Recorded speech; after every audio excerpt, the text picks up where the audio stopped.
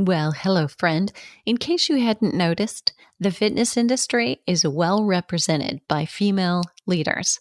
From IDEA, SCW, FitnessFest, Canfitpro, AFAA, and so many more internationally leading continuing education and enhancement of the fitness industry through positive messages.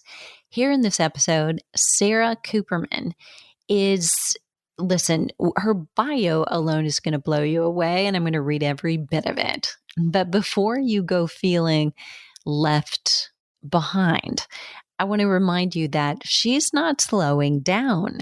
She's pivoting when some would have exited. She's doing more when many would have done less.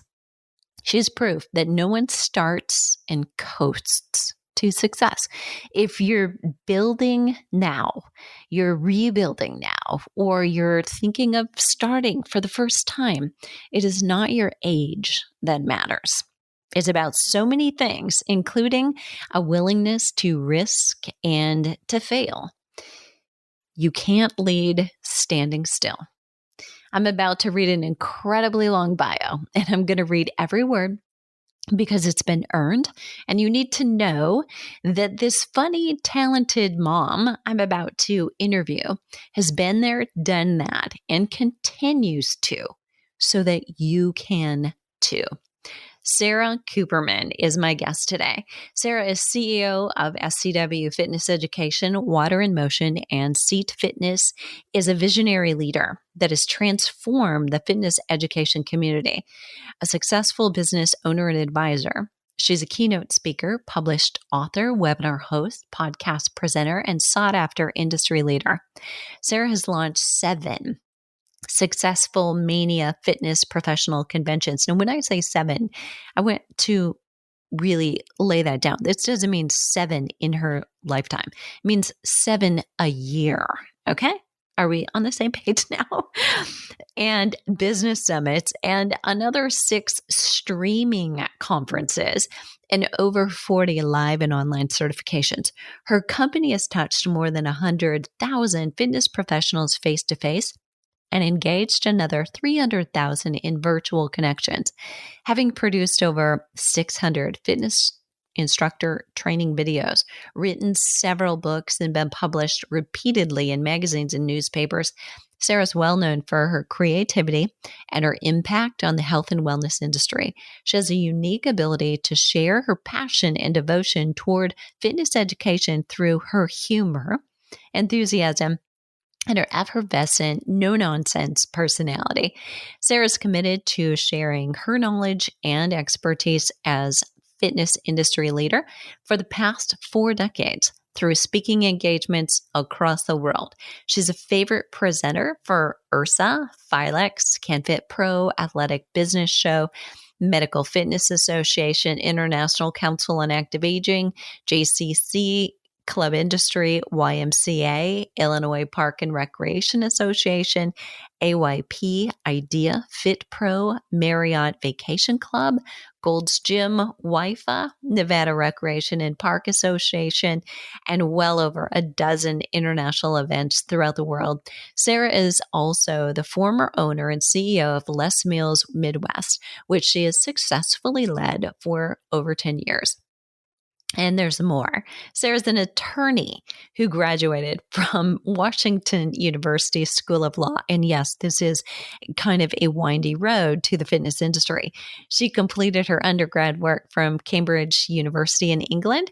She was selected as a gold medal winner, distinguishing her as a business leader who's contributed to the economic health of her community. She's also a proud recipient of the Illinois State Businesswoman of the Year and AEA's Global Award for contribution to the aquatic industry.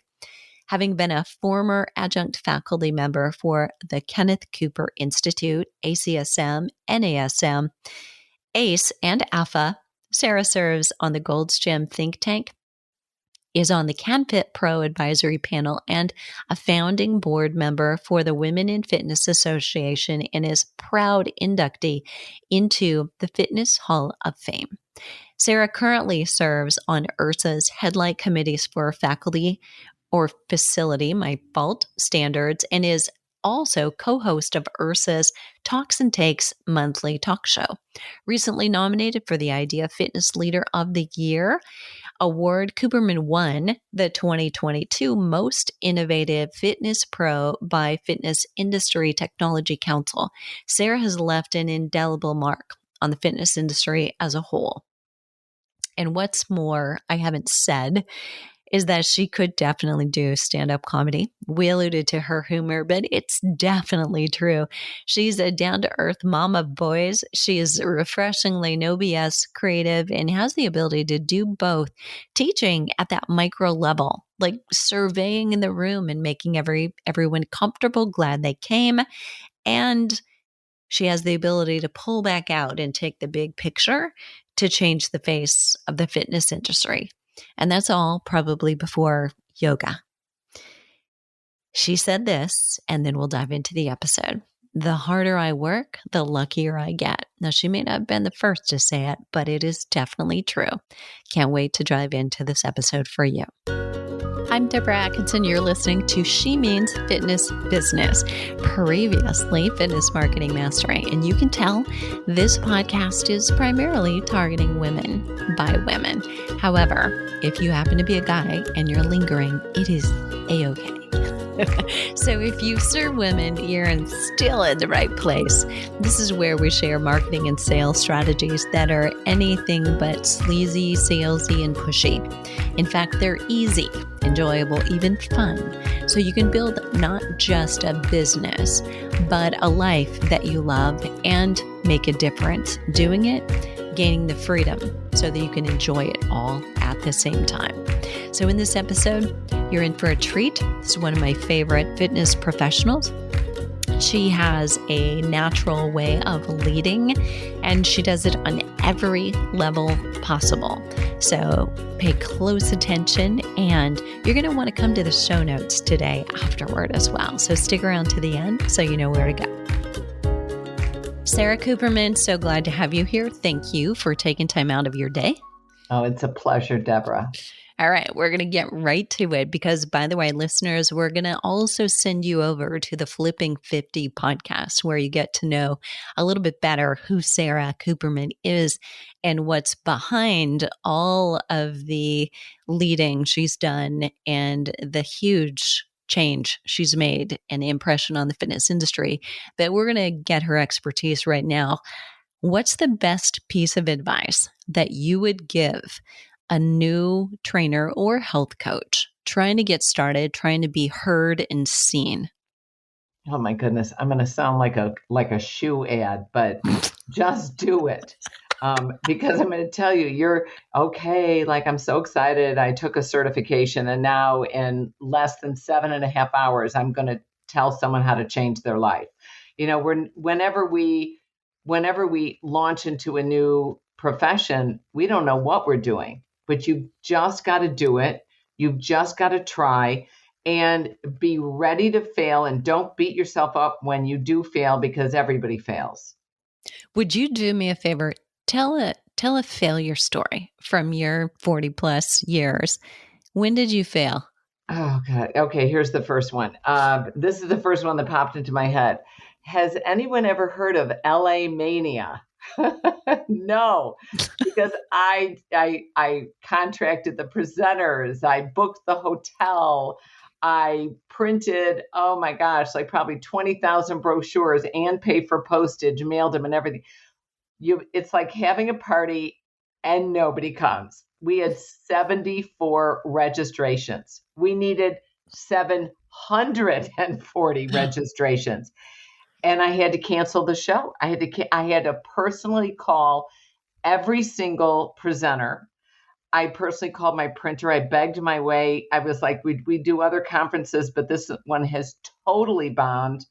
He charged me only half because I was just upfront and said it just bombed. I had this great idea, and I thought, this is the center of, LA. How cool, and let's do this. And I totally bombed, and I lost $103,000, which back then, about 30 years ago, was everything. I mean, I was like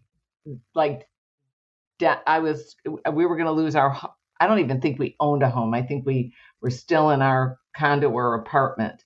And I just lost everything. And I couldn't go bankrupt because I had 4 kids and a husband, and I couldn't do that. So I had to inch by inch crawl my way out of it. And I had to listen to presenters, some of whom screamed at me, like, I booked that weekend and what do I do now? And I'm like, thank you for your sympathy. I will never see you again in the future. But I was very nice and I was very sweet. And 30 years later, I had a few of them begging me to present. I was like, oh, the conference is full. But I mean, if you're going to fail, you better just sink it. That's what I did. And then oh my gosh. And the sleepless nights, I mean, I remember one night, I think I cried the whole night, and then sucking it up and going back in the bank. We're putting on a suit and going back in and asking for a loan and digging my way out. So okay. Yeah, I love that one. Okay. Other than LA Mania, if you could do anything different, what would it be? And just so you know, I'm also going to ask, taking the same path, would you do that? Well, this is interesting. Would I do anything differently? Mm-hmm. I get kind of sick of everybody saying, no, it led me where I am today. Those people need to be slapped just a little, not hard, no bruising, nothing that'll show, but just a light slap. I would do something differently. I would beat myself up less. Okay.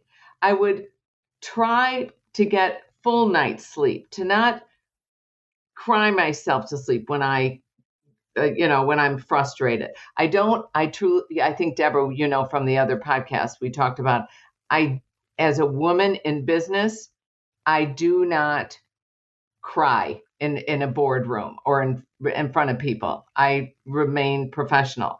But, on a personal level, oh my gosh, we all beat ourselves up. I would try to take a deeper breath. But, you look at the flip side. I'm so passionate about what I do.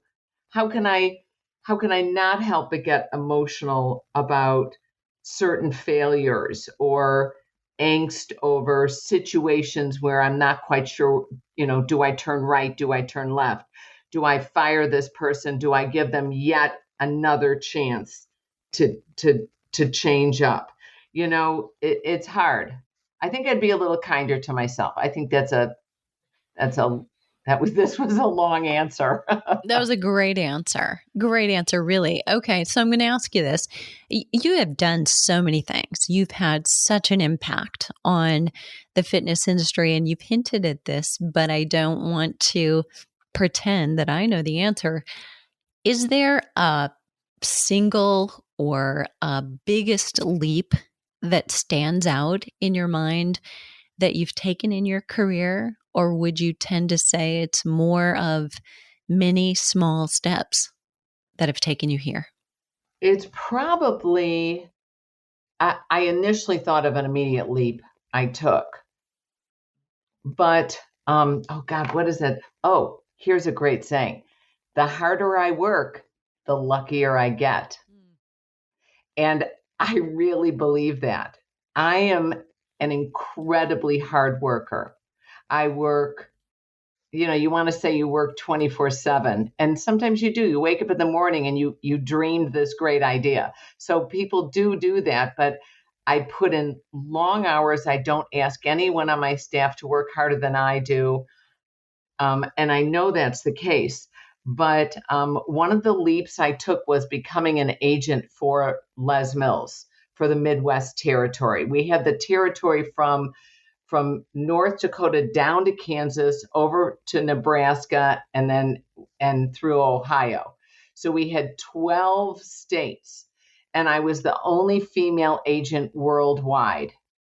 And it was one of the hardest, best things I ever did. That seems incredibly backward that you were the only woman. For group fitness, there were a lot of people who worked for men, Right. But I remember my first meeting, people kept saying, "Oh, where are you from?" And I said, "The Midwest." And I'm relatively fit. So they're like, "Oh, are you a trainer?" No, I work with the agency. And the way I work with people. People don't kind of work for me. They work with me, right? Currently we have about 20 staff. But we work together. Mm-hmm. And maybe that's more of a female focus. Collaboration. Yeah. Right. I don't like an org chart, like who responds to who. So it was really interesting. And they kept saying, "Are you the trainer?" No, I work with it. And finally I was like, I have a uterus and I own the company, Deal with it. Yeah. Right. All right. Well, the pandemic impacted everybody. How much did it impact you and your business? What was the hardest thing about being in a position of leadership during that? Well, the first thing we had to do was, of course, we had to figure out our finances. So I was fortunate enough with my husband. This is going to sound kind of weird, but my office burned down in 2018. I mean, down to the ground. Where our entire office, thank goodness we were working on portables, so everybody took them home. But I found out one of our main computers was backing up to itself and it was fried. So luckily we had stuff on Google Docs. This was 2018. So we were running a lot of stuff online, but we lost everything. And it was just a nightmare. And we had a warehouse of equipment and everything smelled like smoke and we had to wash it and we had to move it. And I was told literally, you have 2 days to get your stuff out of here or this stench from the smoke won't air out. It settles into everything that's kind of stationary. So we had to race in and take everything out. So anyway, with the pandemic, when people say, "Oh, I had to pivot," I'm like, "Oh, shut up. I pivoted for 40 years. That's what business is." Okay, maybe this was a little bit more dramatic, okay, with like 1 million people dying, but we burned our office had burned to the ground. We had to figure out that whole mess and go and do it. Our next convention, nobody knew that we had lost everything and we had to move it all. So my husband and I kind of had a little disaster fund set away.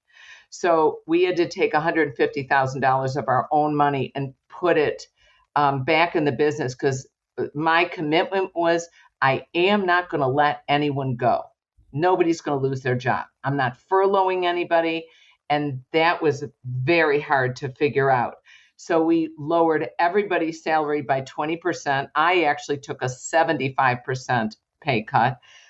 And we just said, I told everybody, I said, "You guys, you're not going out to dinner. You're not going to movies. There's no new clothes to buy. No concerts to attend, no vacations to take. You're stuck at home anyway. We're all going to take a 20% hit because you're saving 20% anyway. You're not going out. And we're going to keep going." And everybody kept going. And only one of my staff, she was so funny. She's back working with us full time. Actually, it's not full time, but it's almost full time. She's our event coordinator. And she called me up one day and she said, "I'm furloughing myself." And I was like, "You're what?" Because she's an event coordinator. She was the one who dealt with the hotels and the flights and we had kept her on for months and months doing social media. It's not what she did. That's not her happy place. So it was fine. She's back now, but we kept everybody on. So I think one of the hardest things was how do we keep pushing the boulder uphill for these events and just keep moving. Take care of our people. Yeah, take care of our people. The people came first. And then we knew we could figure out the conferences. There were no convention apps out yet, no programs yet that were going to be online. So we had to build our own. So we were lucky that we had already Zoomed some of our certifications at the end of 2019. We took a leap with that. That was kind of fun. But then we had the cinematographer there, we had the Zoom set up, we had the Wi-Fi link from the hotel. It was easy because we had a cinema guy doing the filming of our presenters like Jeff Howard or Abby Apple. And then but when the pandemic shut down, I can't fly a cinematographer out to them. And it was actually Jeff Howard who came to me and said, Sarah, I have an iPad and I have my phone. I could run my music off of my phone and I could do the iPad as my camera if your cinematographic guys could run the back end and you could figure out the website of how to run it and how to take registrations and live stream it. And we said, okay, we're going to do it. And we used Zoom. We used our product store membership. We used, I don't know how many plugins from WordPress and built our own convention site.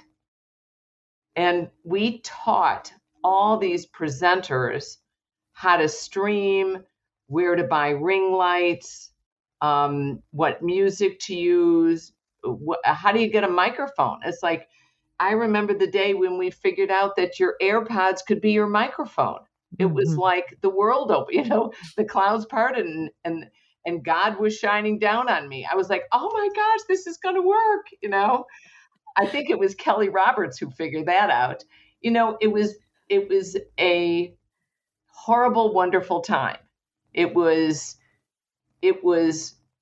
fun. I can't believe I'm saying that like that, but it was really exciting, all the new discoveries. And the funniest thing was, Deborah, and I apologize for rambling, but the funny thing was we were getting ready to run these conferences and we were so excited about all of it. And we had the whole site, I thought everything's ready. We've been marketing it. We've got 500 people registered, 600, 700. We're like 3 weeks out from the conference, and I'm talking to my creative director, Sean Senegan, who is brilliant. And he says, I know we're going to figure this out. And I'm like dead silent. I'm like, you mean you haven't built this yet? And he's like, well, we're almost there.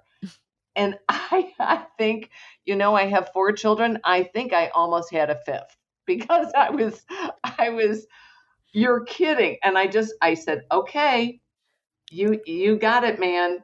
You'll do it. And he did it. They did it. But it was scary. And then when we launched, the first conference had about 1,200 attendees online, Zooming. And what happens at 9 a.m. when everything's opening up? The whole site crashed and burned. Like, it didn't crash. It just kind of, it would be exciting if it kind of exploded and there was like a little bit of fireworks. No, it just died.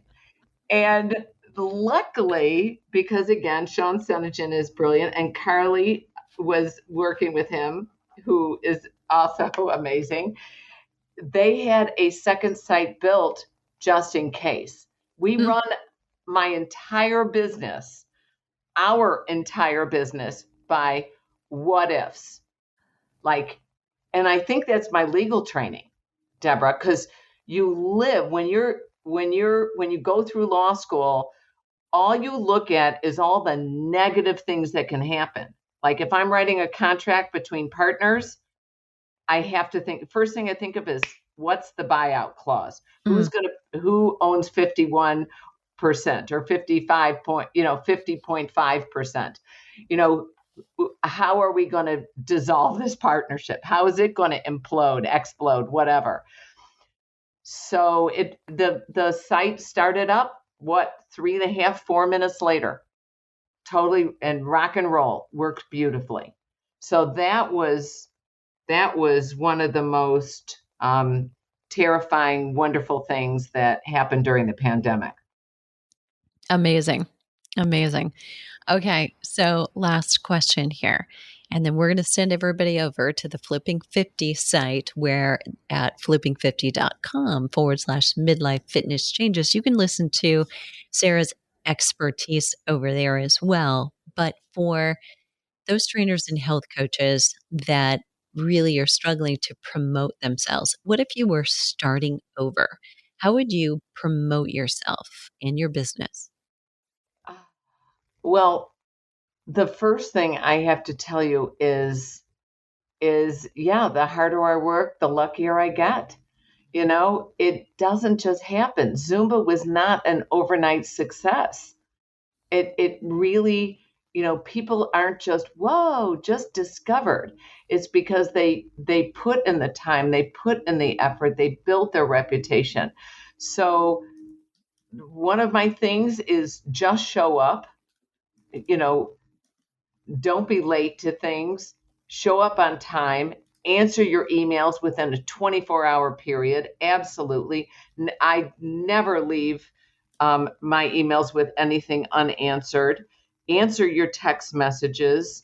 Be nice. Just be nice. You never know who's going to be where when. Like, I've run into people, and people will say to me, Sara, I know you don't remember meeting me, but you were so nice to me. You did this. And I know we all get in moods, and I know it's, not everybody's perfect every moment of the day. But that, I think that goes a long way. So if I were starting over, I would probably start over the same way. But if I was starting over now, you've got to be on email. You've got to have your own website. I have my own website, even though I have, the scwfit.com. I've got sarakooperman.com. And I keep it up to date. Keep it up to date on what workshops you're doing, what media you've got up there, et cetera, et cetera. Definitely have a landing page, your website. Stay up to date on Facebook, Instagram, figure out TikTok. And if you can't do it, find a teenager. If you need one, I would have given you one of mine. But people can help you do these things, and ask for help and ask for that opportunity. I would love to be a presenter, and don't give up. Ask again, ask again, ask again. I got on QVC because I was on this. A friend of mine asked me to be on an infomercial, and I was like, no. And he said, well, fine, come meet me for lunch. And I ended up being in the infomercial, and then I loved it. I kept emailing with a kind of like a homeless person on a street corner holding your cup out. And even when someone doesn't put anything in it, they smile at you and say, have a good day. Always smile and have a good day, and ask again. Ask a month later. Ask a month later. Be nice about it. Be persistent, not rude, but persistent. So there, I hope that helps. That was excellent. I think they might be just 10 commandments. I've got them. Okay. We are so set, and this has been gold, and I am lucky to know you. And we showed them a little bit of it, but I am telling you, lady, if any of this other thing didn't pan out, you could be stand-up comedian, because you're so good. And that, I think, is probably a big piece of why you're such a great leader and an educator, because it sinks in. Oh, back at you, girlfriend. Thanks so much for being here. Okay. Listeners, if you are a trainer, you're a health coach, or you are a wannabe, I'm going to give you some actionable items here. So just a few. These are the most important, though.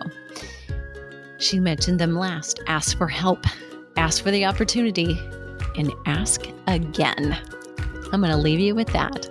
And you will find all the show notes and the ways to connect with Sara Kooperman and hear the Flipping 50 episode at fitnessmarketingmastery.com/. starting over. What are you waiting for? The world needs you right now more than ever.